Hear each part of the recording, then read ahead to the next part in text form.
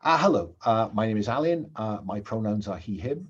And this afternoon in my time, I'm facilitating the first of a series of 3 sessions of my own game Against the Dark Conspiracy. This is a game of supernatural, a supernatural thriller game, I guess. I would describe it as Jason Bourne, vampire killer, perhaps. It's a game in which players take on the roles of burned professionals, people who used to make a living in crime or espionage or where they overlap. Now, these are characters, they know that vampires exist, and they know that they're monsters, but they probably have never seen one up close and personal. So they will need to be careful about confronting the vampire conspiracy behind all that is wrong in the world today, until they know a little bit more perhaps about the supernatural, and they'll have a chance to do that in play. This game is organized as part of the Gauntlet RPG community's monthly calendar. If you don't know about the Gauntlet, then please check Gauntlet-RPG and come play with us, because we're a wonderful bunch of people.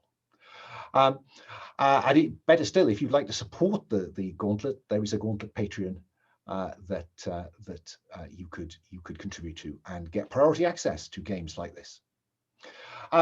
So look, this is a game about a dark, shadowy conspiracy where vampires and their venal human pawns do terrible things. So we're dealing with adult themes. And I guess I would put some content warnings out there, I guess, in terms of, we will be dealing with vampires, vampire lore. There will certainly be horror. There could well be gore. There is potential or actual loss and a degree of betrayal and subterfuge. So if those things are not, your bag, then maybe, find a different game to watch today. Because the content is adult in nature, we'll be playing with some safety tools. We'll be playing with the X card, and I've played with all these players before, so they know that the best way to get me to notice the X card is to make an X in front of me. I tend not to be very good at monitoring the chat, but if anybody else spots something, an X card being noted in the chat, please draw my attention to it. In order to, hopefully, the X card won't come up, but if it does come up, if there's anything that disturbs any player during the game, they can play the X card. I will stop the narrative at that point. I won't ask why the X card's been played. I might ask how far back they want me to rewind the content. So then I can play forward, hopefully, avoiding that uncomfortable material. The other thing about the X card is that if you don't play it, if anybody feels, oh no, that's okay, I can deal with that, and it comes up again, and you think, actually, I can't, just because you didn't play it the first time doesn't mean you can't play it the second time. Play the X card whenever you feel uncomfortable. Uncomfortable in a bad way. I mean, part of this might be that one is looking for players to be slightly uncomfortable, but in a good, fun way. We're also playing with lines and veils, and I'd ask the players just to look at the lines and veils tab. My starting lines are sexual assault and violence, harm to children, homophobia, racism, sexism, infection and plague is a major plot point.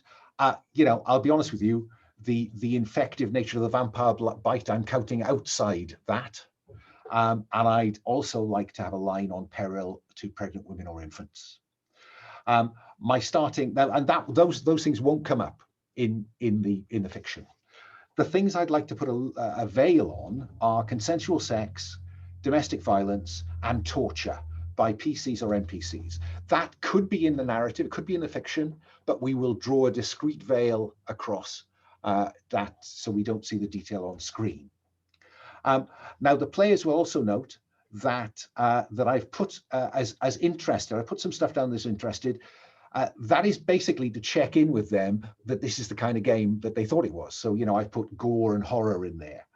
But also, I want the players to be aware that one of the ways in which they can blow off steam in this game is to be pretty nasty themselves.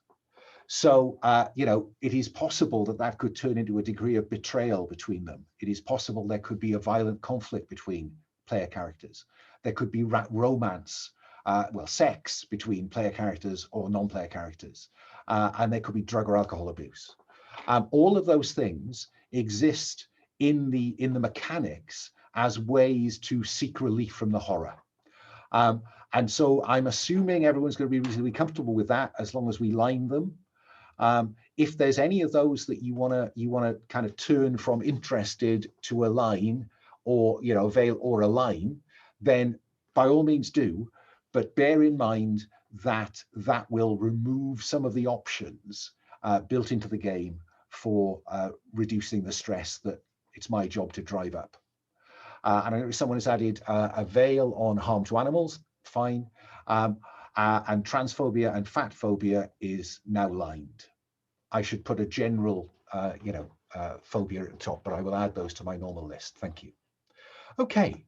So can I Go ahead. so I added the veil on harm to animals. Anything that's like obviously monstrous because we're fighting, like whatever, werewolf hybrid forms or something like that. I'm just not interested in like us having to gun down a pack of wolves, right? Something like that. So, because I know that kind of like control over animals is a thing that can happen in a lot of these vampire stories. And I'd just like us to steer clear of that part of it if we could. Can I just check in? Where are you on the animal sacrifice? Coming up on the aftermath of it, as long as we're not, as long as we're not describing it in detail, knowing that that just makes me want to, take them down more. If I know that that's a thing that they're doing, as long as we just don't go into like graphic detail, and as long as it's not like our pets that they're doing it to. Oh right? gosh, no, yeah. You know what I mean? I don't want to like John Wick anything. Yeah. So yeah, okay. No, I think we can. I think we can certainly live with a veil on that, Jim. Anything else? Add it in, folks, and I'll check in just before we play. But now I would like to have a quick... Not important. Sure, Matthew? I was just going to joke. We're talking CBS levels of graphic violence, basically. I don't know what that means. Sorry, it's okay. Yeah, network procedurals. Okay. I suppose this is after the watershed in UK terms. So 9 o'clock and onwards, adult material. Yeah. Yeah. Okay, so let's have a quick canter through the characters then. And can I go left to right in the character sheet, please? And start by asking Jason to say hello, tell us your pronouns, and tell us about Christian Okafor.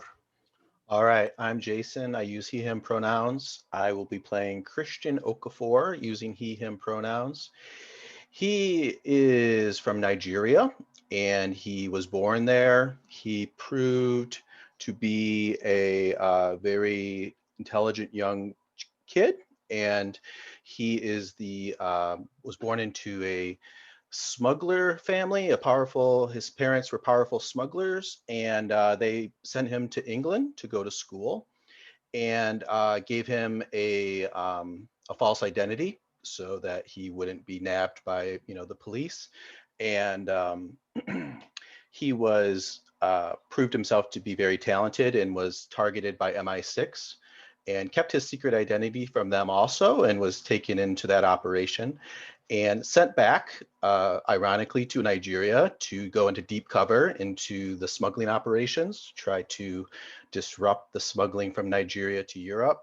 And at some point realized that the vampires were behind a lot of the human smuggling, especially that was going on in the hinterlands of Nigeria. And was told not to get his nose involved in that, but did anyways, and was burned by his bosses, and went back into the smuggling underground to save himself and to try to continue to fight against the vampires. That's great. So I notice that you've highlighted your brother as your anchor, the person that you want to protect from the conspiracy in all of this. I mean, it says he's a significant drug smuggler, Sunday Okafor. Mm-hmm. Why do you want to protect him from the conspiracy? He's my brother. I love him. And Christian has a very gray idea of morality when it comes to smuggling and drugs and the kind of violence that is associated with that life. So he has not lost any of his affection for his family whatsoever. And I imagine maybe his brother has sort of inherited the mantle of the sort of the family, the head of the family smuggling operation. Okay. So that's interesting that he's morally gray. Mhm. But I noticed that the reason you chose to confront the conspiracy is because of your faith. And the question I then ask you is, what do you believe in, and what would it take for you to betray that belief? Yeah, I got some thoughts written down there. I don't know if I'm totally happy with them yet, but I think in general, I mean, I think Christian really has a sense of duality, that you have your faith in your place in heaven that awaits you. And, heaven is pure and imperfect, and the world we live in is not. And the actions you take on earth maybe don't really impact on your place in heaven, as long as deep down inside God knows that you're a good person. Okay, so he can live with the drugs trade because God knows that he's a good person. Right. Okay. And what would it take to betray that belief then? I think I just need to know what I need to offer you. right. And I think part of his duality is the sense that everyone should be freed from this mortal coil so that they can move on, to, heaven, which is perfect. And it's offensive to him that vampires stop people from that natural process of leaving this world. But I think he would be happy to, end them and their minions for that reason. But if someone he loved, he had, to kill them, to allow them to move on, that might cause them to have a lot of pause, I think. Okay. I think I can work with that. Thank you. And we'll explore more of that as time goes on. Okay, Matthew, say hello, tell us about your pronouns, and introduce us to Devereaux Sinclair. All right, yeah. Deb Sinclair, she is someone who worked in counterterrorism for CIA back in the day, but rather than work in like sort of espionage and all like cloak and dagger stuff, her task was to find targets and find people who pose a danger to the state and the danger to society. Anything that her handlers told her to take care of, she would take out any strategic targets. Now that sounds like it's come out of the CIA handbook. So she killed people, yeah? Yeah, for a living. straight up. Yeah. For the state. For the state, yeah. Yeah, okay, just checking. Okay, yeah. Go ahead. Yeah, I mean, if you have any further questions. Yeah, I'm curious about her estranged daughter. Tell me about Adelaide. Yeah. Where is she at university, for instance? I haven't decided on what university she's in, but I would say that she is already learning she's going to law school, and she has an interest in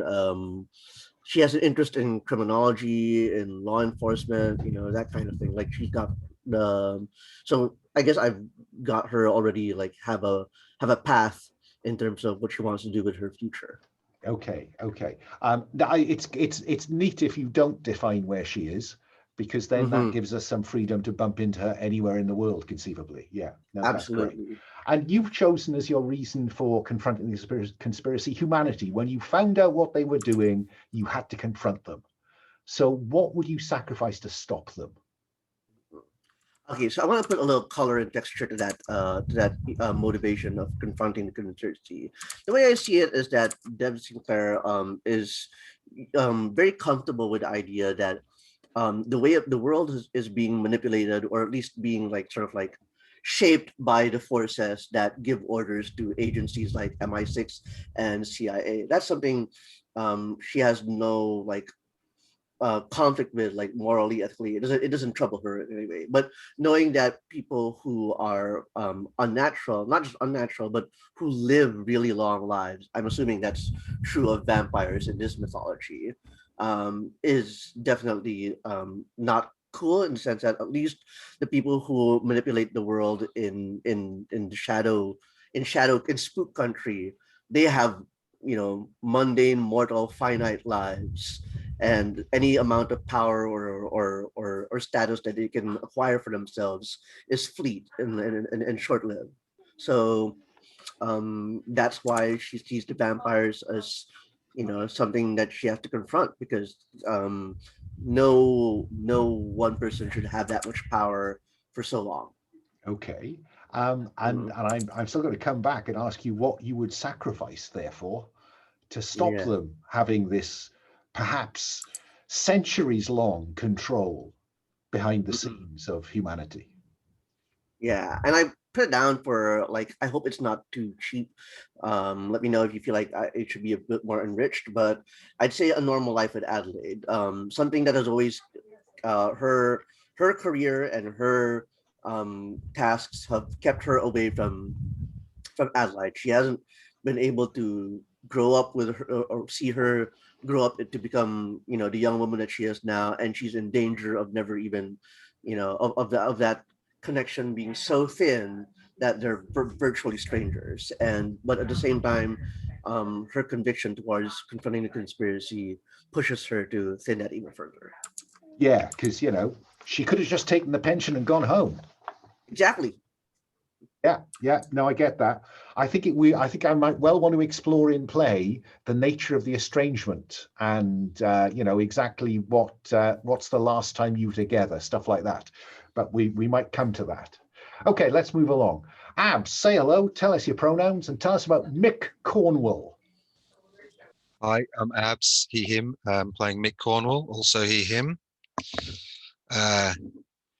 Mick's haunted by his time in the Australasian intelligence community, working for Five Eyes, doing signals intelligence gathering around the world, mainly with the other Five Eyes partners. He's been on secondment to all of them, NZ, Canada, UK, US. He was good at his job, but then they discovered not only was he good at signals intelligence stuff, he was good at handling both the other people dealing with that and people on the ground. They kind of switched him out a bit. He believed in it, but then he started to discover that there's like greater powers and a conspiracy, and what did that mean then? Maybe a bit like Dev, he thought, you know, his work was doing good, and that because it was finite, both his time on the planet and anyone else engaging in these sort of puppeteering, you know, that would even out over time. But you throw in some near immortal others, you know, what did that mean? He fled to Europe. Not quite, like he quit. He didn't do it, you know, like in a blaze of glory, but he left his job. He took some stuff with him, contacts, data, went to Europe. He had family background there, decided to try and make up for his time, got in with some data leakers, like privacy advocates slash hackers, eco-terrorists, definitely people in the gray area between advocates and terrorist groups. He tried to join the dots. He used his skills, but also he just wanted to forget. He saw a lot of excitement to try and forget as well, but used his work and contacts to try and claw back some of the principles he'd felt he'd lost. Now, the stuff he took, was it about the conspiracy, and did he leak it? He's used some of the stuff which was about the conspiracy. Some was more general criminal stuff, espionage stuff. Some was definitely about the conspiracy.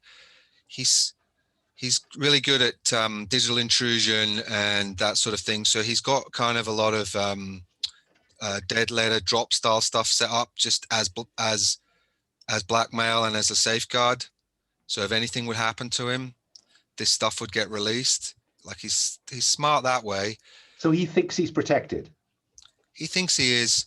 And he has kind of frittered quite a lot of his like data capital away, trying to help other organizations, you know, like trying to help some of these groups.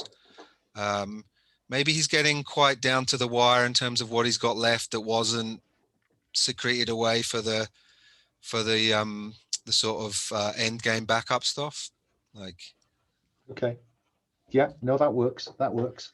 And his anchor is Nalia, someone he had an affair with. Do we know where Nalia is right now? Or again, do you want to leave that open? She's gone underground because can I if she's already underground, she's already on the run. So you're going to cut off some options to force her to go on the run.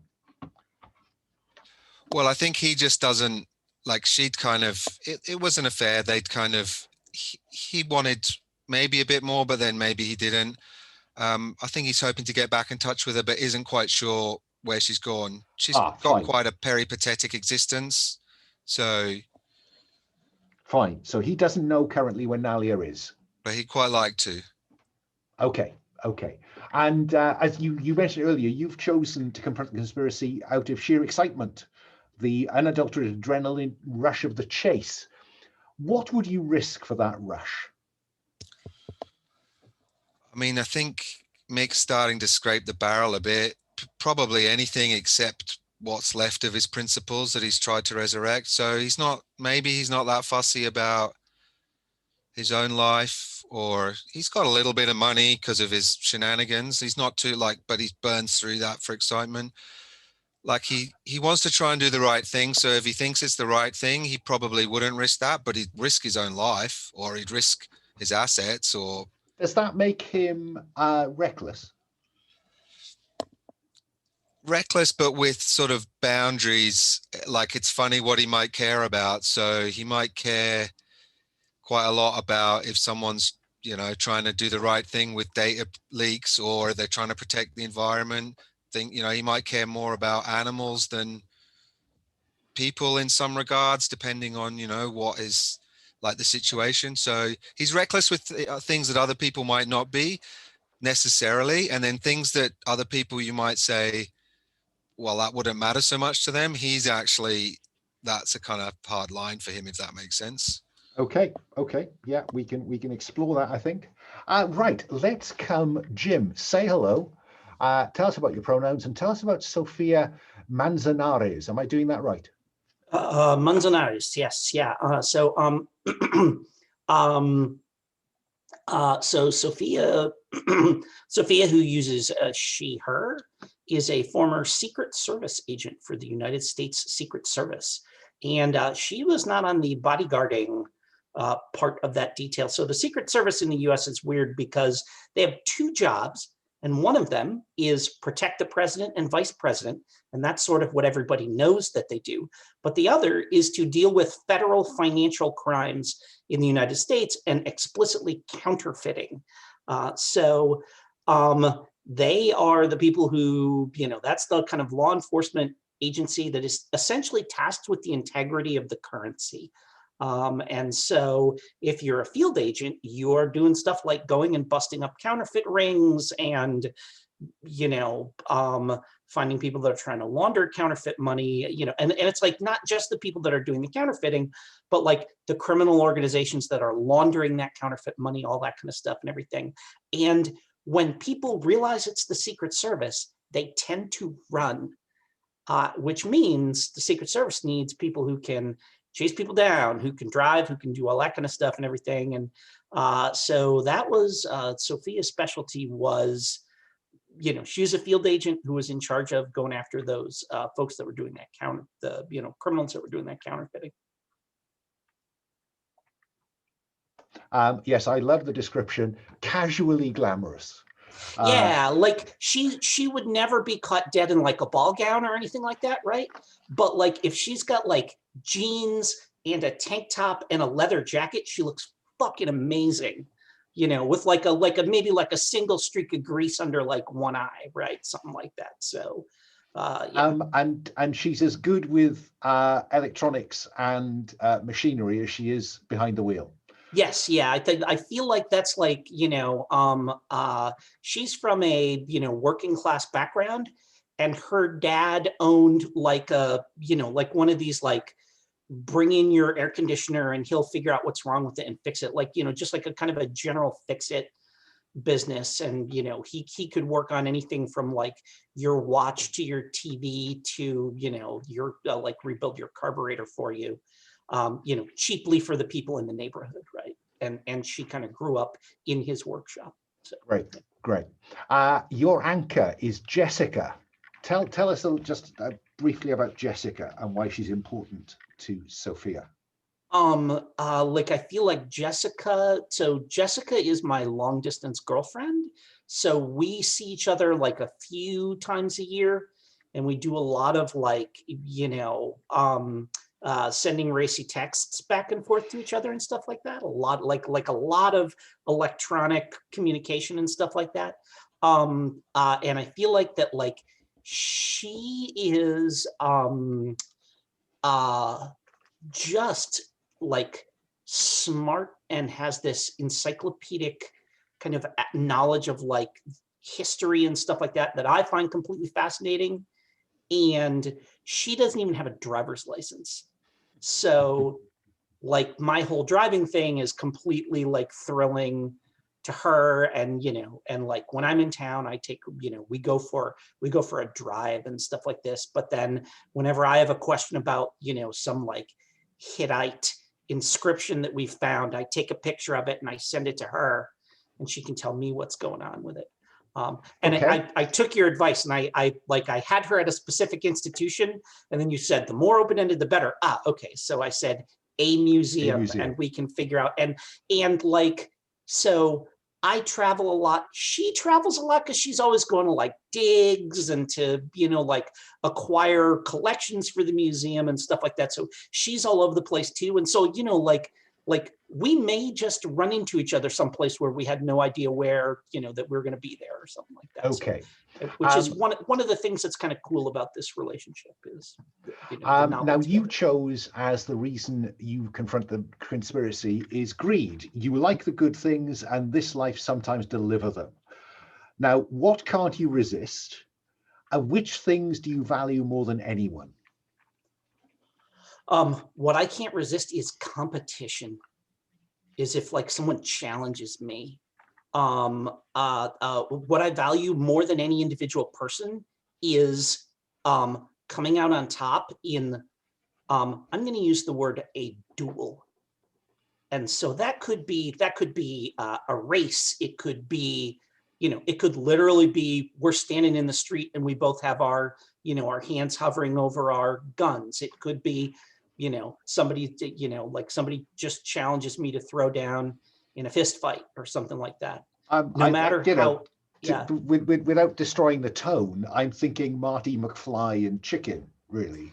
Something like that, yeah. But certainly, you know, like not for nothing, my character has that picture from Fast and Furious, right? And so I imagine like a lot of that kind of stuff where, you know, somebody goes like this to me and like it's on. And it, like there is no and like I have a feeling, just kind of anecdotally, I imagine like Jessica and I have gotten into at least one knockdown, drag out, if you don't stop this I'm going to break up with you fight, because somebody like gave me the stink eye at a traffic light, right when she was in the car with me. I was like, oh no, this will not stand, you know. And, you know, I went racing the wrong way up, you know, Connecticut Avenue in DC or something like that. Presumably, this is why she never got quite to drive the president. Yeah, well, no, I wouldn't they weren't going to put me on in that. I had no interest in that because that's boring. Guarding politicians is like watching paint dry. Those guys are like, I mean, that, you know, that's the secret of the secret of the Secret Service is that who cares about those guys? Okay. Oh, they'll throw themselves in front of a bullet. Yeah, they've got vests. That's what they're there for. Okay, so we got a good picture of the characters. What I'm going to suggest we take our first break now. It's 3 minutes past the hour. Can we be back in our seats 10 past the hour? Okay, I'll see you then. Okay, we're back after our break. We're just waiting for one player to return. Fingers crossed. I'm now going to ask you folks to look at the Operation tab. Right, there is a tab called Operation 1. And you are going to need to flesh out this operation. Yeah. But let us begin, I think, with a scene. Mick, I think that, where are you living at the moment, Mick? I'm living out of a suitcase in continental Europe. And what time of year is it? You tell me. I think it's got to be at least spring. I'm needing some nice weather. Maybe late spring, could be heading into summer. Things are really starting to buzz again. Okay, so we see you in a generic European hotel? Yeah. Bit disheveled. Yeah, as all. So it's more travel lodge than Savoy, this hotel. But I think that as you come out of the bathroom looking disheveled, there's a kind of flashing indicator on your laptop or tablet saying message has arrived. And we know already that you are well connected to these shadowy corners of the web. And one of those kind of shadowy internet groups that you monitor, there's a message there. Sorry, Jim, we just literally just started. We've got Mick in his hotel room. And one of those, on one of those sites, there's a user called Madame Mina. And Madame Mina, from some of the things that she's been saying on the forums, Mick, you get the idea that Madame Mina knows more about the conspiracy than most of the conspiracy theorists who offer up stuff here, right? So your view is that Madame Mina is reasonably reliable. And Madame Mina has sent you a private message. And that private message is a picture with a message along the bottom that says, he knows stuff you should know. Okay? Yep, intriguing. So the lead that I am feeding you, as you'll see in Operation 1, is there's a mole in the conspiracy, find them and get the information they have. Yeah? Yep. So when we open, Christian, where in Europe are you? A side note, Alan, or a question. Are we assuming that we all know each other? Like, are we already? Yes, you're quite. I should have made this point. Yes, you do know one another. You trust one another. You may well have bumped into one another professionally back in the day. But yes, you are people. You are believers. Okay. Yeah. Thank you for that. I should have made it clear. So I'm curious, Christian, where you are. Because I think Mick might be going to be getting in touch with you. So where are you when Mick gets in touch with you? Let's say, he said continental Europe, so let's say a large port. I'm thinking the Netherlands, but I'm locking up on the name of the huge port there. Amsterdam, is that? Yeah, let's go for Amsterdam or one of those Northern European ports. Okay. Okay. So Mick is also in the hotel in Amsterdam.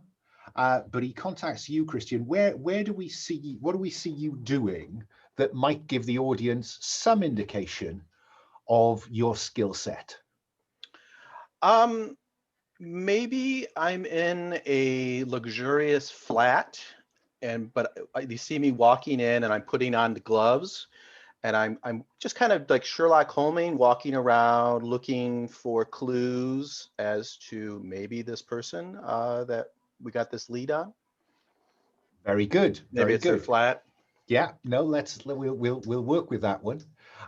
Dev, what do we see you doing? Oh, sorry, Dev, you're eating. Jim, are you also eating? Is that why you've gone camera off? I have just swallowed, so I'm good. Well, let me come to Sophia first then. So we are located in Amsterdam, and I'm curious what we see Sophia doing when Mick gets in touch to say, I've got a lead. Sophia says, I'm a little busy right now, as the mic on her motorcycle helmet like pings her, right? And I am on a motorcycle chasing someone else on a motorcycle as we are racing through like the hash district of Amsterdam, right? Like, on all those streets that are closed off to vehicle traffic, right? Weaving in between the stalls and stuff like that, and bumping down stone staircases and stuff like that. Making your way over footbridges across a canal. Exactly, yes, yeah. So like I am having this conversation with him as I am, in pursuit of somebody for some reason, for who knows, whatever action film reason I am in pursuit. Okay. And then finally, Dev, what do we see Dev doing when the secure message comes through from Mick saying, I think I've got a lead? Where is Mick right now? He's in a slightly run-down hotel in Amsterdam. All right, and Christian is also in Amsterdam. And so is Sophia. Okay, all right. Yeah, so let's say when we cut to Deb, Deb is leaning, is sitting on a bench, and she is just sitting there smoking, and she's got her feet propped up on a big crate, probably like large or whatever, and you can hear there's muffled noise inside it.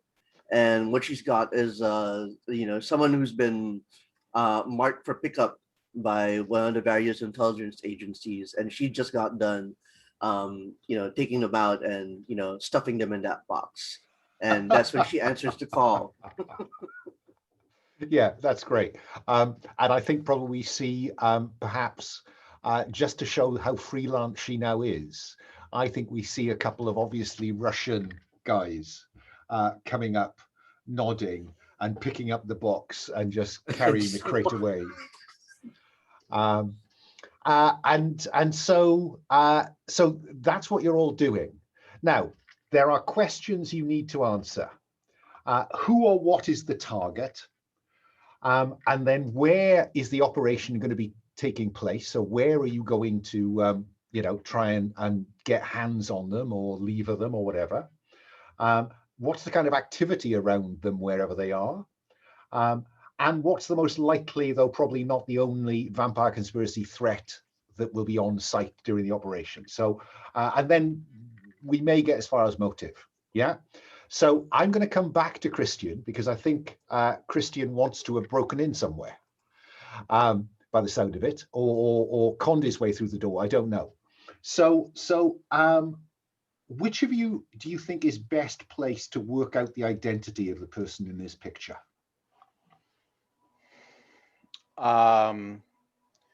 Maybe we're talking about the person who is the mole, right? Yeah, the picture that's been sent to Mick. Oh, okay. Maybe it's me because I'm here, presumably in their flat. Well, rifling through their stuff. I'd like to leave the flat. Okay. For a supplementary questions you like. I'm going to suggest Mick is going to do some research. Okay. Yeah. I can start running reverse image searches, reaching out to a few repositories where I know I can cross-reference some details and stuff. Depending how well known they are, it shouldn't take too long. Well, let's engage with a mechanic then. So you are investigating this, and you are making use of your digital intrusion skills, I think. Yeah. Or So, I've got research. Does that? oh, you got research. Yeah, you got research. Yes. Either, I mean, whichever's. Doesn't matter. Yeah, research is good. So if I can just, have I given you the dice rolling room? I can't remember. Yes. Yeah, okay. So you always get to roll the light gray dice in the middle, okay? You always get to roll that one. If you have expertise, you also roll the orange dice above it. Yeah? Yep. I will ask you if you want to increase the chance of success by rolling a third dice called the stress dice, which is the green one.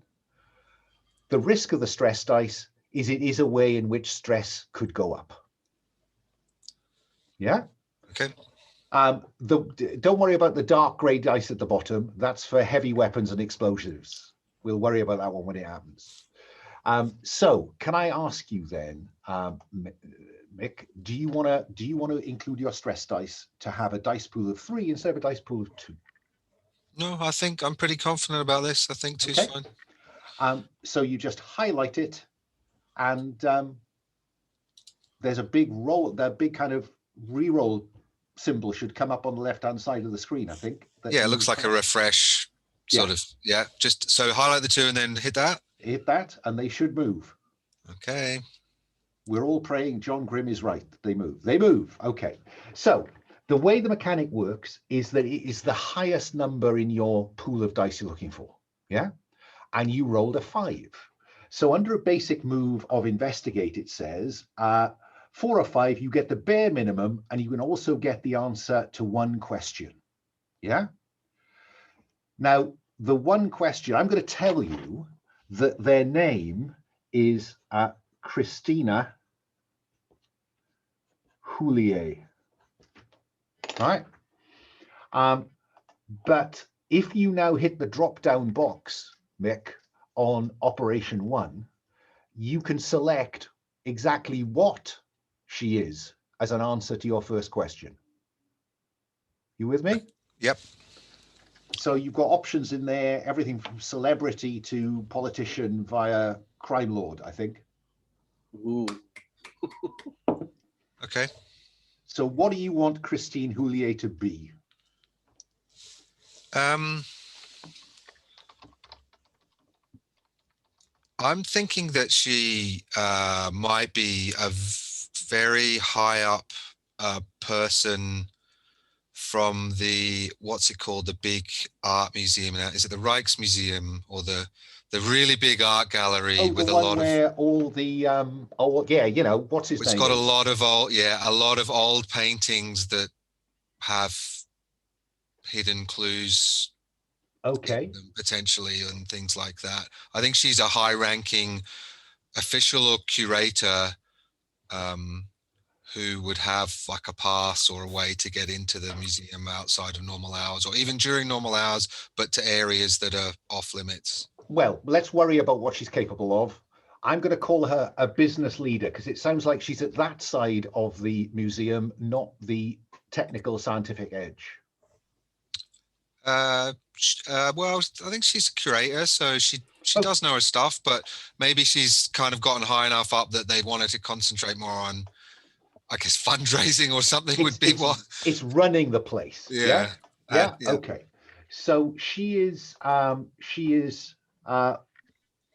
up at the I won't spell Rijksmuseum right, but at gallery.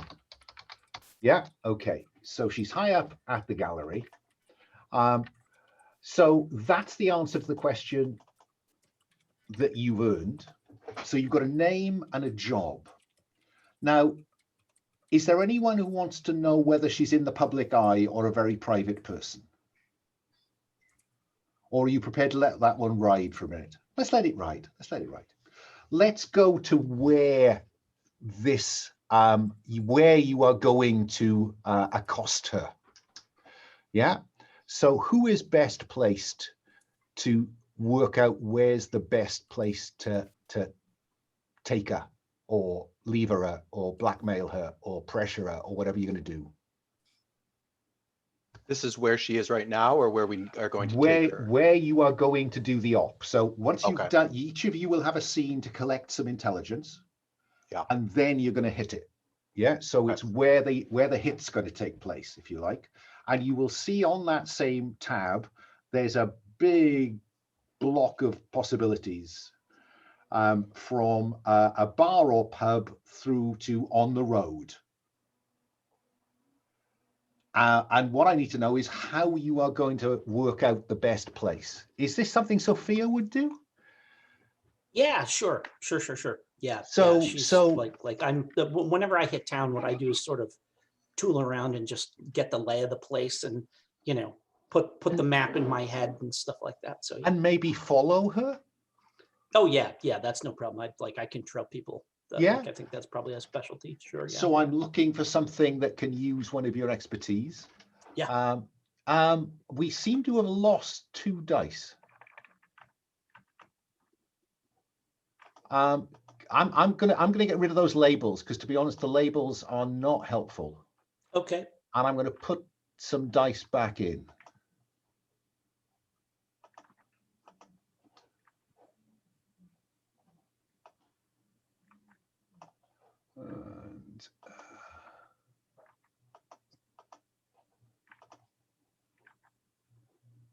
And, no, wrong color. Hang on. That color.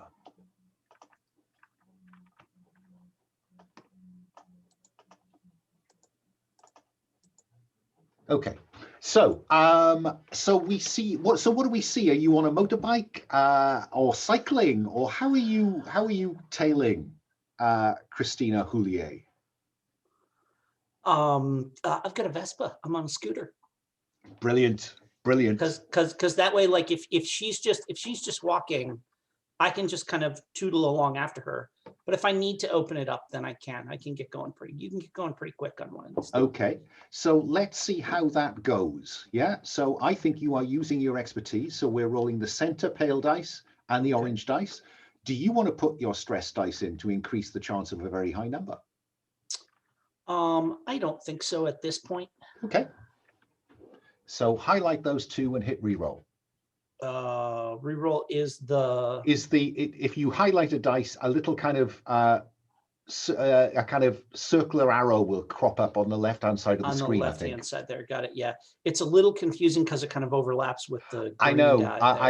There's yeah. a lot more clutter on this version than his previous version, I have to say. A 6. A 6. It doesn't get any better than that. Yep. So if you check out, you're going to answer some questions. So on a 6, you get the bare minimum, and you also get the answers to 2 questions.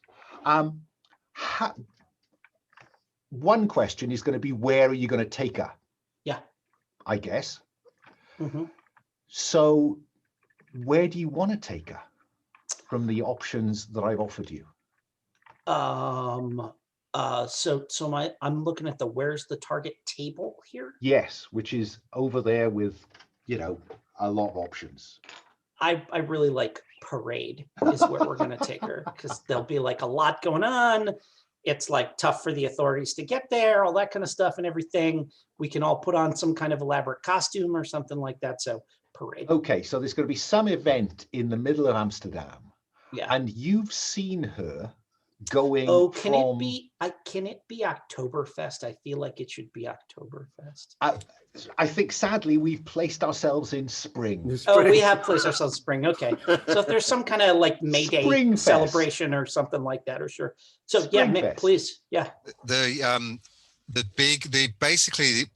guessing sort of the equivalent of the Oktoberfest or / New Year's is Koningsday in the Netherlands, where everyone dresses in orange.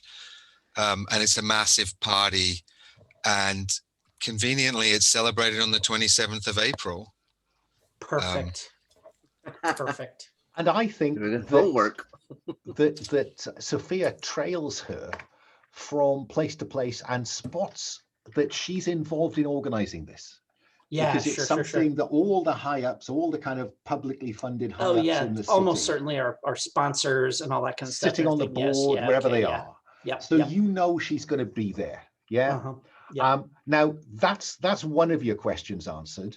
Yep. But do you want to ask me another question about this location? I mean, I'm guessing, depending on, because the next obvious question is what's the activity going to be around the target? I think looks busier than normal. Yes, yeah. I think that's reasonable. Yeah. So it is going to be chock-a-block around this parade and street party in the center of Amsterdam. It's going to be alive with Koningsday, was that? Okay. Yeah, Koningsdag. Okay. So let's now go. I think this is where we need to cut to Christian. Yeah.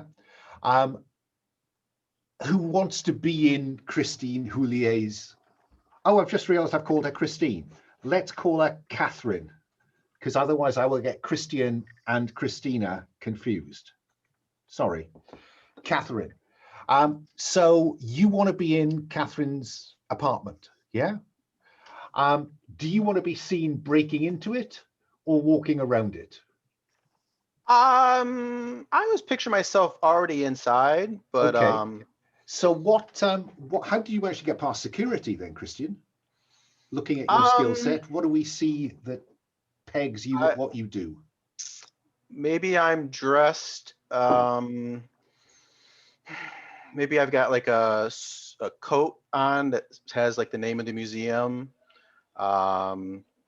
Maybe some telling a story about how she sent me to get her purse or something she forgot.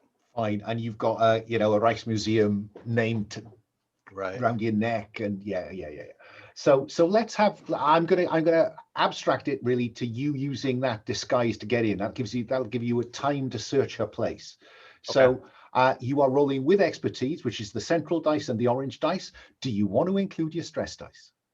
I do. Go for it. Roll all three. Okay, here we go. 5. Now, and the stress is the highest? Yeah. Now, the trouble with the stress dice is if the stress dice is equal to or higher than the other high one, then stress automatically goes up by 1. So increase your stress by 1. But it is, I will tell you, this is a very flashy apartment. Very flashy apartment. But what do you want to find that might give you a clue to the conspiracy's involvement or their motive with this? What do we see you doing that might give you an answer to that you can then feed back to the team? So maybe she's got like a whiteboard like in her her study, and it's got all kinds of like pictures of different paintings with like there's red circles around certain spots that are all these old paintings hinting at or maybe it's pictures of certain people that she's circled in these old Rembrandt paintings, or and then there's pictures of the modern day pictures of the same person, with that looks the exact same age, a lot of question marks, and like I said, I think that's what she. Okay, that's super cool. I'm going to peg that as scandal about someone, because clearly she's identified someone in an old picture that she's also got this remarkably similar looking person on the street today. Right. Now I'll give you that for you. That's your basic information. Do you want to tell me who that person is, or what they do, or why they're important? And again, you can use the who is the target drop down. You can give me some idea from that if you want to, or you can come up with something off the top of your head. Okay. Let's see, who or what is the target? Let me take a look at that. I believe it is.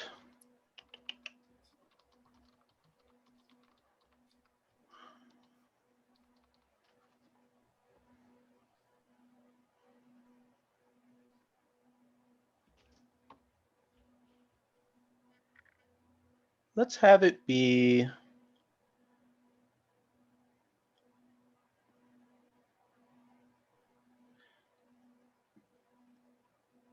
Let me open it up. I don't have any strong ideas. Anybody have a strong idea who this might be?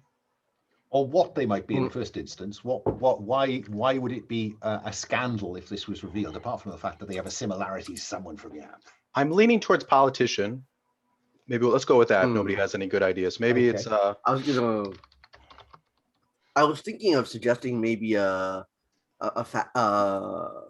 fashion like guy, maybe someone who would who owns a large like fashion brand, a billionaire, like millionaire fashion guy. A designer, fashion designer. Sure. Yeah, that's cool. Yeah, celebrity fashion guy. okay. Yeah, we can go with that. Okay. So she appears to have some evidence linking that might identify someone in the conspiracy. Yeah.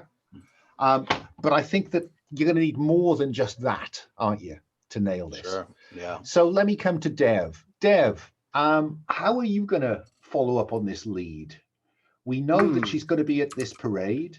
We know that it's going to be extremely busy. And we know that there's a potential scandal that could come out of this. But I guess what else do you want to know in setting up this? I don't know. You're gonna grab her, I guess. I don't know. I mean, what other preparation do you want to make? Because you could now begin to define some of the obstacles or complications you could encounter. Because we've got the basic briefing. Yeah. I mean, I don't know. It seems pretty straightforward, but I guess we're assuming that the target, Alexandra, what's her name again? Catherine. Catherine, that's right. Wow, not the same. We're assuming that Catherine is not a vampire. You can make that assumption if you like.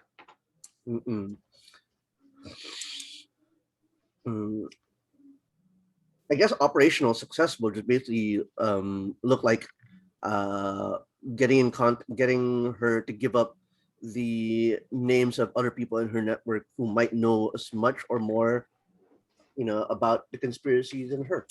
Yeah, that would be fair. I just want to know if there's anything else you want to do to set yourself up for success in this operation. Any other preparation that you think you could usefully do? Well, I think I don't know. I think other people might be able to position themselves better in this situation, which is maybe some of us can pose as, or at least insert ourselves into the parade. That won't be difficult. It sounds like it's going to be chock-a-block with people.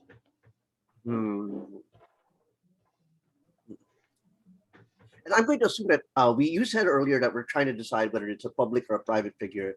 And I think if she's going to be orchestrating this parade, as a very big, civic goodwill kind of thing, that definitely makes her a public eye figure. Okay. Yeah. So she's well known. Yeah. Okay. So let's. What do we see you doing then, Dev? That would allow you to maybe. What do we see you do? Some observations on the route of the parade or the area around the museum. What do we see you doing to set up? What I would like to know is where she would be during this whole parade, like where she plans to sort of like live it up or relax with a glass of champagne while the whole thing is going on, and what her exit strategies would be if she would be assuming she does care about that kind of thing. Oh yeah. No, that's fine. So that would seem to me to be that's quite a secret-y thing to do, isn't it? For reasons of security and anti-terrorism, you wouldn't want everyone's itinerary to be just posted on the internet. So where are you going to have to break into to get a copy of her itinerary for the day? That would probably be whoever is the security agency tasked with handling her itinerary. Yeah. Now I don't know who the Dutch counterintelligence service is, but I think you're either going to have to break into there or you have to going to break into police headquarters. What's your choice, Dev? I like the idea of breaking into police because it sounds very dangerous. Okay. So, Spicy. so, so what do we see then? Cut to night. Yeah. Deb Sinclair prepares to break in to police headquarters. Mm-hmm. What do we see on screen? Probably is success determined, or are we gonna roll for this? You're going to roll for it, yeah, using your intrusion expertise. So I just want to Okay, know so- what the setup is. Okay, so this is what she does. She finds I guess a patrolman for the Amsterdam local law enforcement, takes him out and gets on his mode of transport. If I recall correctly, it's not cars, it's bicycles or something like that. Let's have you on a Or bike. whatever. Yeah. And basically dress up as them and roll in from into the driveway. Now, And before you get too far with that one, that sounds like you're focusing on disguise. yeah, Yeah, that's Mhm. not an expertise you have. I just want to make All sure right. this is a deliberate choice. Okay. I keep forgetting, Intrusion is so- breaking and entering. All right, then let's just do that. Let's just Okay. forcefully take a. You know what? This sounds more like them finding a crowbar or a tire iron and breaking in. Okay, so I see her rappelling down the building from the roof because it Mhm. makes much better television. Yes. And looking for an open window because nobody seals the windows on the fourth floor. Because Yeah. who's going to break into the fourth floor of a police department? Also, people are nice in Amsterdam, so why would they do Indeed. that? So you are rolling with expertise. So you're going to roll the center dice and the orange dice. Okay, You want to include your stress dice to increase Let's the do- chance of success. let's do it. My dice is the green dice. The stress dice is the green dice. You're rolling the pale one in the middle and the orange one at the top. All right, let's do it. Rolling. Did I roll that correctly? Yeah. You have now. 441. Okay, so on a 4, you can get the answer to one question. What question do you want to ask me about her itinerary? Where's she going to be at? Yeah. How I wish it were 2 questions, but yes, where is she gonna be at? is what it is. Okay, so there we go. Now, the only thing I didn't mention, Christian, I don't think anybody rolled a 6, did they? Ouch. Oh, you did roll a 6. You got 2 questions, didn't you? Jim, you also get to mark intel on a 6. Okay. So we have not a lot of intel in the pot at this point, but we have some. Okay. So we have a setup where we have Catherine Houllier, who is well known, high profile, recognized on the street by the average Amsterdammer. And she is going to be with a variety. You've got an itinerary for the day for King's Day, the great parade when the streets are going to be crowded with people. It's going to be incredibly busy. Yeah, so that's the setup that you are going to be working with. So let me ask you the next question. What would operational success look like? Let me start with, let's go around to Mick. Mick, what does operational success look like? You need to be able to tell me at the end of this, yes, it was successful. So what's your opening bid, Mick? I guess maybe like an access key card or access details for the Rijksmuseum.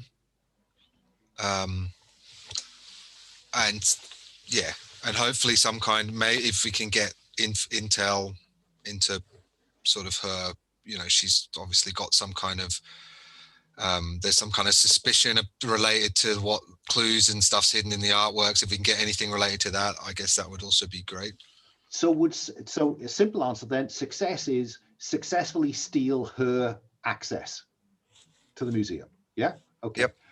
Anybody want to go a different way in terms of what operational success looks like? I'm thinking maybe it complicates things more than we should, but we probably don't want that information to get to the vamps, or we don't want the vamps to know about us, right? There's a mole in our there's a mole in the conspiracy. Find them, get the information. Oh, I guess not. I guess that works. Never mind. They don't know about you yet. Yeah. Time will tell. Okay. So I you just want to simply embrace- want to get access to the Rijksmuseum. What about Sophia? Keep them from figuring out she's the mole. So yeah, I mean, because that's the bit I'm not clear about here is, if she's a mole in the conspiracy, that suggests she's working for somebody. Yeah. So just getting, I'm not quite clear what getting access to the Rijksmuseum is going to buy you in terms of knowledge of the conspiracy, just as a key card. So so then maybe the way to take that question is find out who in the Rijksmuseum is involved in the conspiracy, because that still connects it to the museum. Okay. But then that is a specific piece of information that we're going to get out of that. Fine. I thought there might be like, I can't remember, was there someone mentioned an artwork showing that, that sort of thing. And like I thought that maybe, unfortunately, the real clues is hidden somewhere in the artwork, but to access it, you'd have to, steal or destroy the artwork, potentially. That's where I was thinking. Oh, okay, so sorry, right, then this becomes, success would be steal a painting. You with me? Yeah. Okay, yeah. I like it. Sophia, how does that play against the cell? That's fine.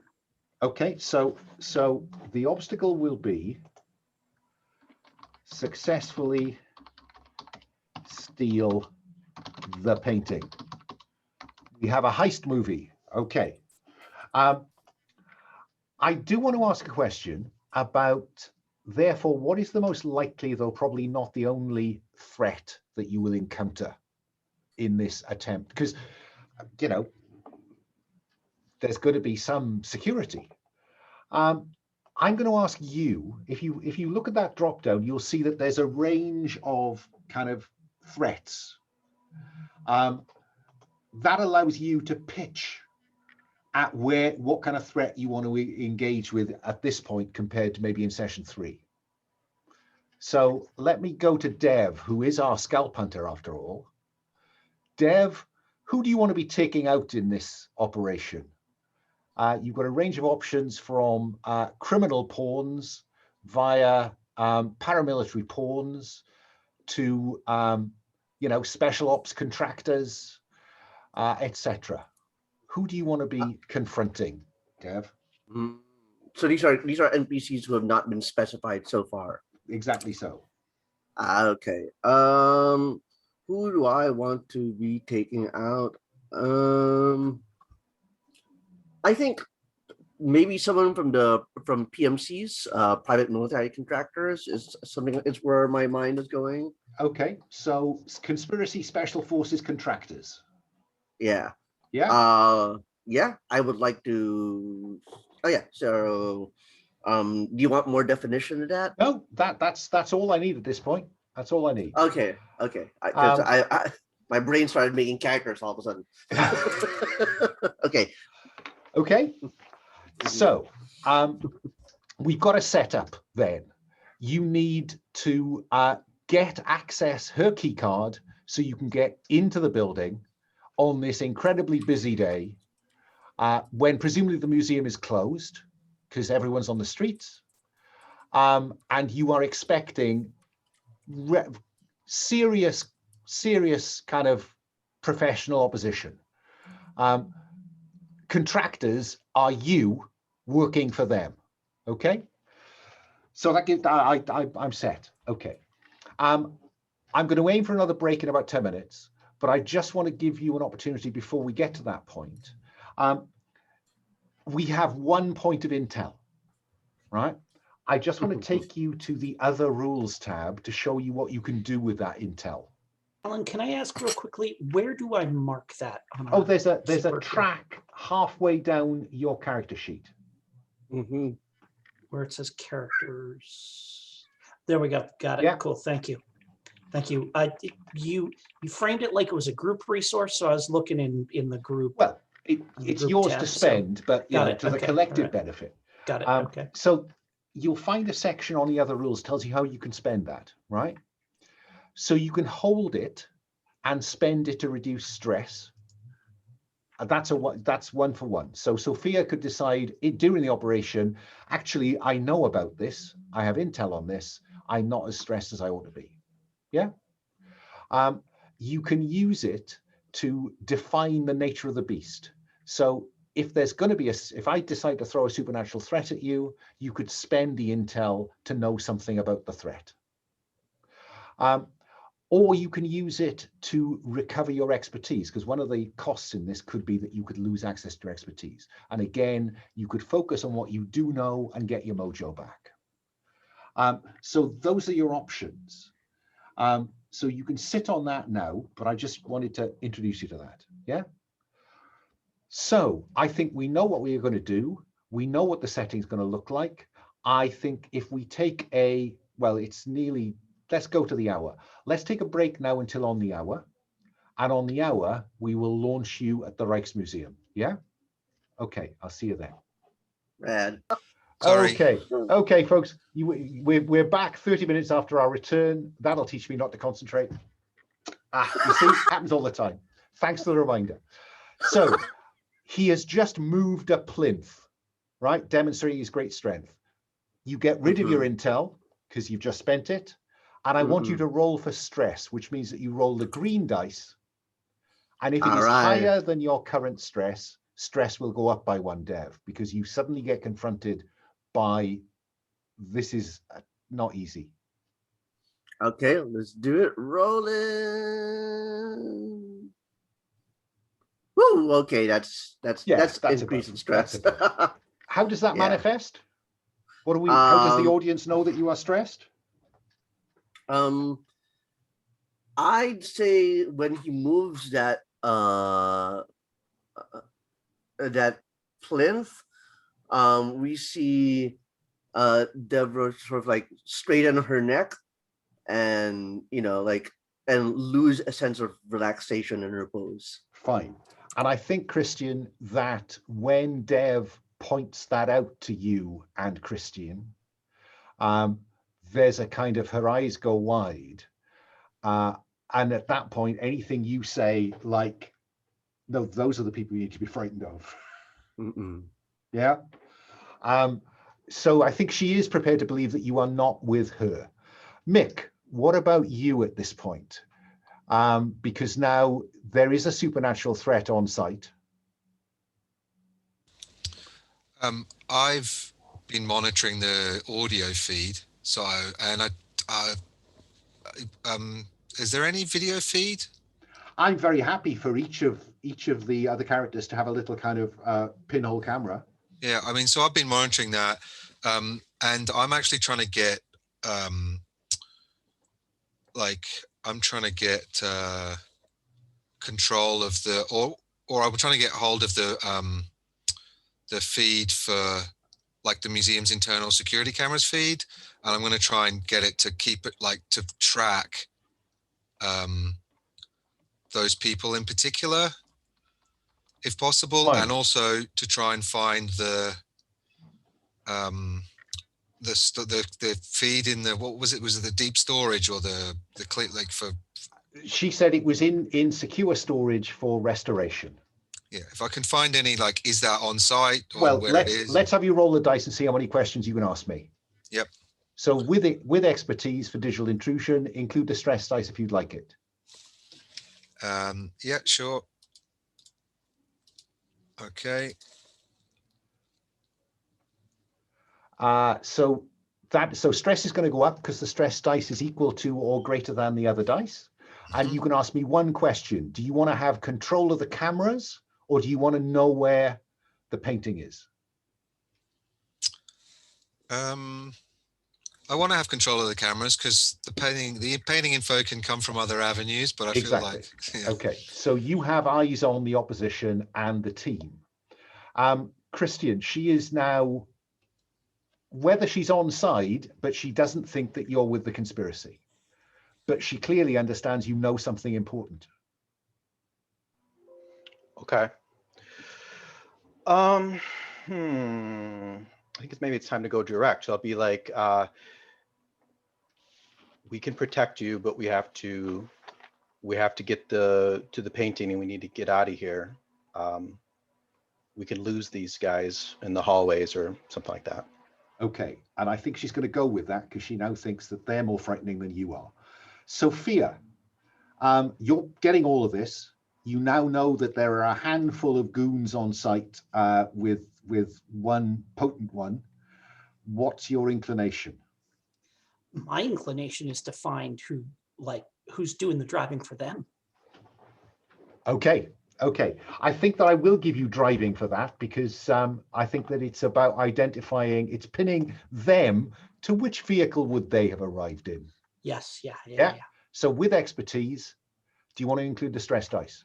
Am I investigating or am I doing? You are investigating. You want to ask me a question, don't you? Yes, because I'm asking a question. Yep. I'm not going to include my stress die for this. Okay, just go with the 2 then. There's a 4. So you get to ask me one question, which is which car is theirs? Which car is theirs? Yes. Well, looking at, and it's about surveying the chauffeurs, really. Mm-hmm. They have a driver who looks just like them. Who's got the same like weird squirrely demeanor, all of that yeah, stuff. all that kind of stuff. He's not a standard chauffeur. All the other guys and gals. Well, he's not smoking and playing cards with us, probably. No, so no. that's And he almost certainly has a little kind of wire going down, down his neck. Okay. All right. So you know which vehicle. Yeah? Okay. Okay. Yep. Let's go to Christian, Dev, and Catherine as she leads you through the reception and deeper into the museum. Dev, are you worried about what's in front of you or what's behind you? Can it be both? I need to know where most of your attention is, Dev. What's behind me? You mean the big guy? Well, you know, the reception you've just left and all those people and the goons, or the unknown, which is ahead of you. I think I'm more worried about the unknown in that case. Like So that, I Dev, think, yeah, at least Dev knows what's behind her. okay, so Dev is worried about what's in front of her. Christine wants to know. I wasn't expecting any help. Who sent you? Matt, was it Madame Mina? Madame Mina. Yeah. We got a little birdie named Madame Mina sent us a message. And I think I will tell you for nothing that gives her pause. That name means something to her. Yeah. Mick, I will tell you for nothing that the goons have left the reception. They are following Catherine, Christian, and Dev.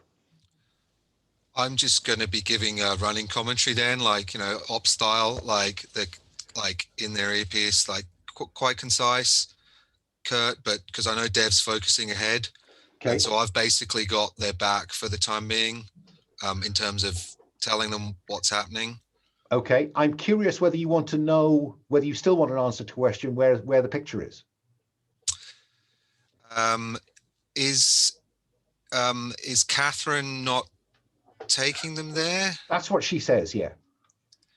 I think I might just try and get up general schematics, and whilst there might be a lot of them, so I might not be, it might take me a while to find, say I wanted to find out, I don't need to in theory, because she's taking them there. I'll get them up and I'll be trying to look at that, and so I can kind of live call any you know, like if they need to go somewhere, I'll be trying to do that.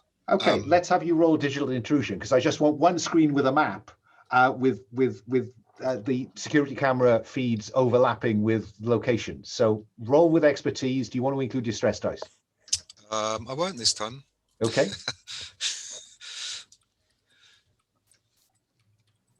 That's a 4. So yeah, you've got a map. She seems to be leading you not to secure storage. can I relay that? Oh yeah, I'm assuming. Yeah, yeah. you say Okay, so everything I'm I say just- to you, I say to them. Yeah. So that's not where she's Hayes- taking you. Yeah, that doesn't look like you're going towards secure storage. It looks like you might be heading towards, and I'm frantically, because I don't know it, but I might be, Yeah. If only you had a second question. So Christian, Dev, and Sophia, you know that. Sophia, what are you doing outside, if anything? I'm just gonna walk up to that car and just start looking it over. Their car. I'm gonna be like, oh, okay. So I see you pulled the V6 and put a V8 in, I see, like Okay. that kind of thing. I'd like you to roll to avoid detection, please, because let's see how stupid he is. Yeah, sure. So when your cover photos are, you're at risk of exposure. So do you have expertise? I think driver expertise will come here because you're a convincing talker about motor cars. Mm-hmm. Yep. I feel Include like the stress dice or not? Oh yeah, for this I'm including the stress dice. Yeah, this is important because this is where I'm gonna be right up in his face, and Yeah. he may be very creepy indeed when you get close. So yeah. All right, let's see what we got here. Boom. There's a 5, and it looks like my stress is going to go up. Stress goes up, and I can tell you that on a 5, your cover holds. You don't attract any unwanted. He thinks you're just a nosy driver. Yeah, so you can be as close to him as you like when it matters to you. Yep. But it is, he's a big bloke. I'm more interested in being close to his car when it matters than being close to him. But yeah. Yeah. Okay. So Christian, she's leading you, and then you notice a sign that says, the Night Watch. She's leading you to where the Night Watch is, it appears. In the regular gallery. Yeah. It looks like the whole secure storage stuff was just flannel to put you off. Right. This isn't the way. Yes, it is. It's still on the wall. I didn't know who you were. I wasn't going to tell you where it was. She telling the truth? Oh, that's an interesting question. Roll insight. I think expertise would count. You don't trust Catherine Houllier? I will use the stress die. I you don't trust her a lot. Oh yeah, right. Okay, so that is solid, but stress is going to go up by 1. Oh yeah. But you mark intel. Okay. And she is absolutely telling you the truth, but not all the truth. What is she hiding? I get 2 questions, right? Or You is got that to. Well, yeah. You asked me, is she telling the truth? Yes. I am going to tell you for your second one that she is not telling you all the truth. Okay, so she's still hiding something. Okay. so? That's my second. That's both my questions then. That's both of them. Yeah. Okay. All Did right. she lie? And then I'm telling you that she's hiding something. Okay. And there it is on the wall ahead of you. Mick, those guys are now closing. They will be in the gallery with them shortly. Do you want to do anything, or do you want to, are you going to advise them of that? Yeah, I'm keeping up a running commentary in terms of anything like that. So yeah, that's heads up. On current progress, you've only got, have X amount of minutes till they're there, a couple of minutes or something. I want to maybe Dev, can you scan the painting with that tablet or the phone that I gave you? Yeah. Just do the infrared one first and then the LiDAR, and we'll see what either of them pick up. Yeah, I I'll like assume that. that Deb has some degree of familiarity with technology. She lives in this modern world. This isn't one of those cliche worlds where I don't know anything, and No, with that's some fine. guidance from Mick. I'm not even going to make you roll for that. I'm just going to tell you the Okay. clock is ticking. Uh-huh. It is going to take you to, because it's a very big picture, this. Yeah. And so the kind of facsimile that Mick, I think, is going to hope to build up from it without taking it off the wall is going to take you several minutes, which is probably, based on what he's told you, not long enough. Yeah. Is there, okay, so do we know that people might be converging on our position Yes. at any time soon? Okay, And they're going to get there before you finished. I want to use, is it possible to use intrusion to hide in shadows or cover while remaining proximate Yeah, to the I'll painting? give you that. If you leave Christian to do the scanning, I'm prepared to have you locate yourself somewhere, on their route or what? Oh, no, sorry. Wait, on the route. No, I like that idea better, actually. Yeah, so I guess Christian will have to handle the scanning while Yeah, I that's what try I'm to thinking. set up an ambush of some kind, set up a position. Yeah. Okay. Yeah. And I know for a fact that there's only one door in this area, so they're coming through that Oh yeah, position. Mick is absolutely convinced they'll be on you, and he's almost counting it down because they're picking up their pace, because I think they've now realized where you're going. All right. All right. So how do we set this up, Alan? Okay. So I'm going to assume that you are going to confront them at some point. Yeah. Yeah. So you're going to have expertise in this, but I'm going to give you a bonus. I'm going to give you the dark gray dice down at the bottom because you get the jump on them. Okay. Okay. So you're going to roll the orange one, the pale one, and the dark one. Do you want to include your stress dice? Yeah, let's do that. Let's do that. But you are also going to highlight 2 of the red dice on the right-hand side, because that's their dice. Okay, so the top one and the middle one, because there are quite a lot of them. Yeah. And how are you? Are you going to shoot at them, or what are you aiming to do? This is a museum. It is. I'm not sure. So I think for anybody who's not Mr. Big, Mr. Big Boy, it's definitely hand to hand, and I think we'll switch to small arms. If it comes to that. Yeah, if it comes to that. Okay. So, and are you trying to take them out, delay them? What's the objective here? Okay. I'm just gonna assume that this is gonna play out in a very particular way, and just correct me or adjust to this. For the mooks, for the people who are just like regular garden variety PMCs, regular garden variety PMCs. I'm trying to take them out, and when it comes to the big guy, I would like to delay him because I'm not delusional about trying to take him out. Okay. Then roll all those dice and let's see what happens, because then Dev emerges from behind some statue. Yeah. And sets about them. The suspense of watching this spinning cube. I know. It takes rather too long for me. So you rolled a 6. A 5 and a 4. Yeah, so the 6 counts for you. The fact that they didn't roll a 6 means that you come off scot-free. So describe to me what this looks like. Yeah. I'd say the goons come in through the door and they are sort of like doing the classic little, look left, look right situation.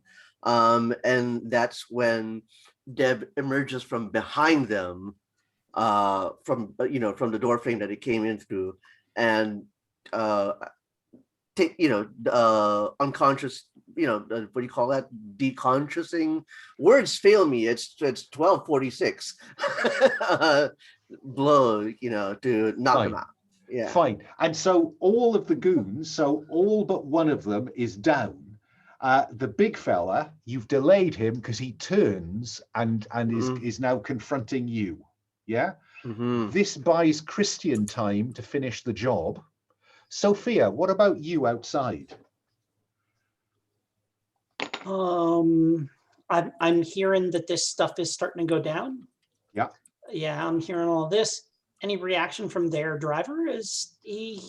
He's getting this, and you will see him touch his ear, touch the sleeve, and you hear something like, "What? Is there a problem? Is there a problem?" So this, I think, is where I would like to use my tech expertise. I don't know, maybe a flashback here. Tell me.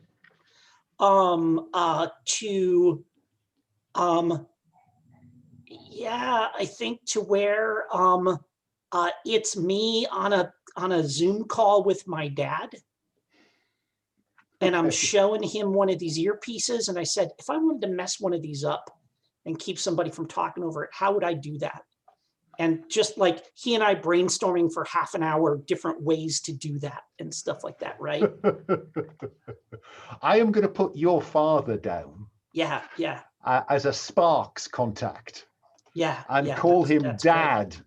Yes. Yep. Mm-hmm. So yeah. And now you're going to do that thing. We can call him Papa. Okay. What? You're not going to call your dad Sparks? Okay. So Papa is now on the contact list. And he tells you need, this piece of kit, and if you ramp it up to this frequency, So Yeah. Is that what you're going to try? Yes. Yeah. And I want to short out his earbud so that he can't. Do you want to do him harm? Nope. Just want to. Okay. So what I want to do, like in an ideal universe, it stops working. He taps on it a couple of times. He says shit, and he leaves to go. Okay. Get orders directly, right? Let's have you roll to do something else then. Okay. Stress dice in. For this, no. Let's just I'm gonna do this, but I got my tech expertise, so I'm gonna. And that. Dev, mark intel because you rolled a 6. Because I'm already marking a stress for the flashback, right? You are. Okay, so I don't want to get too loaded up on that. Puts me at 3. So we got here, boom. There's a 6. 6. What about that? So you do get a bonus on a 6. And I think what happens. So what happens is, like, we see me, like, I reach into my pocket, and I've got a little something, and I have a taser that I carry around with me, right? Mm-hmm. But I've got a little something like jacked onto the end of it and I kind of like zap the taser, and like there's a little spark that comes out of his ear, and he's like, "What the hell?" So can my bonus be that it feeds back and shorts out all of their headsets? It could be, or it could be that he walks away to go. Inside. sorry. I had thought that was so. So my goal is so the roll was to short out his headset, and then my extra thing is he goes upstairs to say what's going on, and like reporting for orders directly. Okay. So So if I've understood this right, Sophia has just sent another goon into the museum. Okay. Okay, Mick, you can see all this going down. Is there anything you want to do? Yeah, I want to try and, I'm keeping up my running commentary. Has Christian's finished scanning, right? Christian has finished scanning. Yeah, and there's another, we need to get out of there with those scans. Or maybe try and upload them if you can, Christian. And then I'm going to try. Do you want him to spend time uploading, or do you want to spend him time getting out? I think getting out. And I'm going to try and take control of. I'm going to be looking at the schematics for the best way out. Unless Christian, can you talk to Catherine and see, you need to get out of there. Which way is she saying to go? So Catherine, we got to get out of here. What's the fastest way? We either need out to the cars or to the canal. And I think what she says is, we need to go this way. she points away from where Dev is confronting the vaguely supernatural individual. But she says, I have to do something first. And she runs a key card down beside the framed painting in its kind of secure box, and it begins to burn. Well, there goes $50 million. Indeed, indeed. Dev, he's coming for you now. No surprise this time. So Okay. you're rolling the pale dice in the middle and the expertise dice. Do you want to include the stress dice? Well, yeah, I don't want to be paced. Okay. And you're also rolling 2 of the red dice because they've just deleted. What did I do? Hang on, I'm going to put them back. It's okay. It's okay. I guess that must Okay. have been me last time. I'm not going to mess with colors with this. So, so you're rolling both the orange dice. Okay. What? No. Okay. You know what? I'm going to do it. I'm going to do it. I'm going to do this. Why is this nonsense? Are you by any chance hitting when you highlight it, there's a little bin sign. Are you hitting the bin sign rather than the I don't think I am, but I guess I am. Okay, let's do this. All right, they have flipped. Okay. There is a 5, 2, 3, and a 2 and a 5. Okay, so on a 3, you fail. You do not put him down. You do not get past him. He rolled higher than you, so you are going to roll one of those d6 for a consequence. Yes. Okay. Tapping the consequence die and rolling. Oh my goodness me.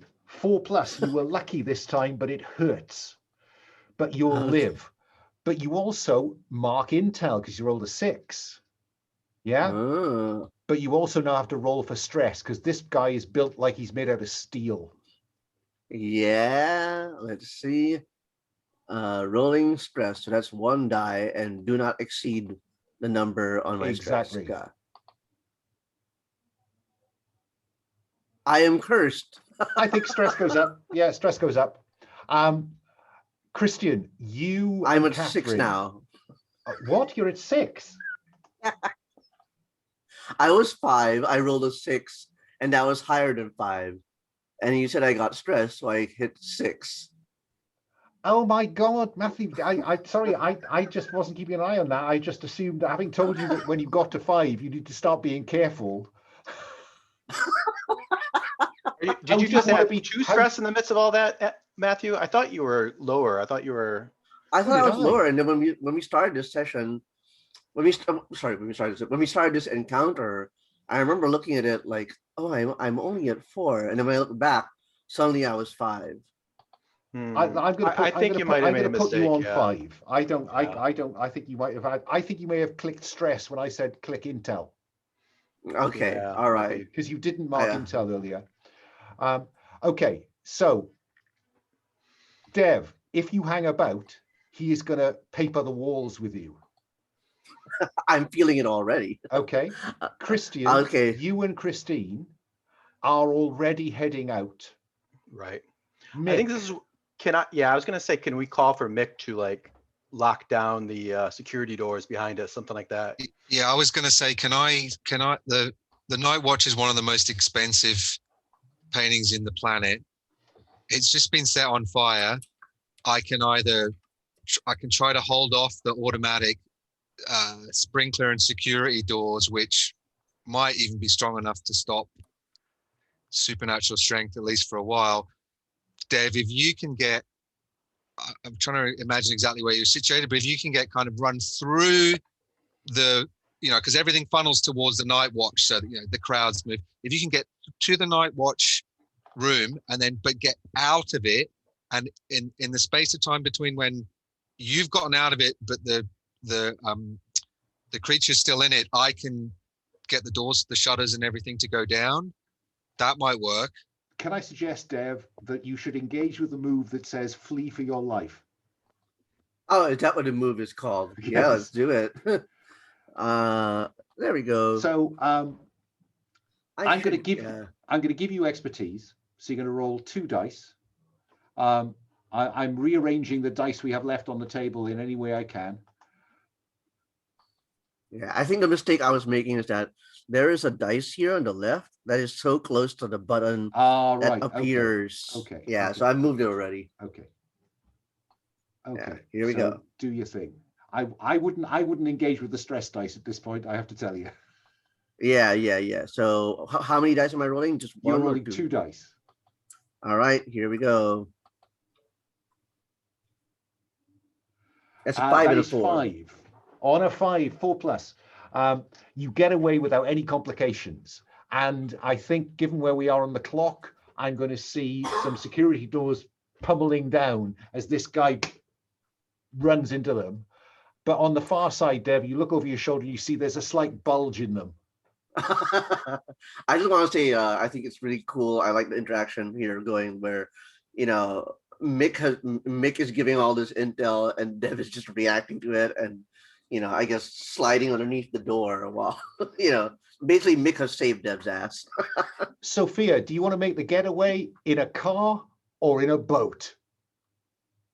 I mean, the first thing I want to do is slap some kind of a tracer or transponder on their car since their driver's not here, so that we can find out where that goes later. Fine. I'm just gonna let you do that. Remember, you did it, right? I'm gonna write that down. You do. Yes. Cool. But And how cool are you driving away?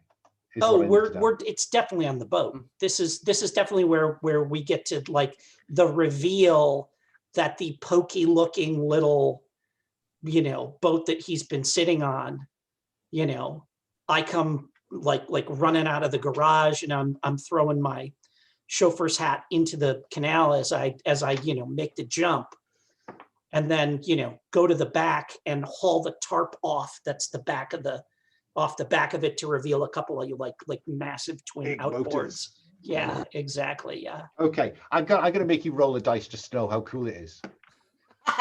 It'll have no mechanical effect. Just but what does it look like on screen? Single die. It looks like a 4. So it looks okay. It's not great, but it looks pretty cool. Cool, yeah.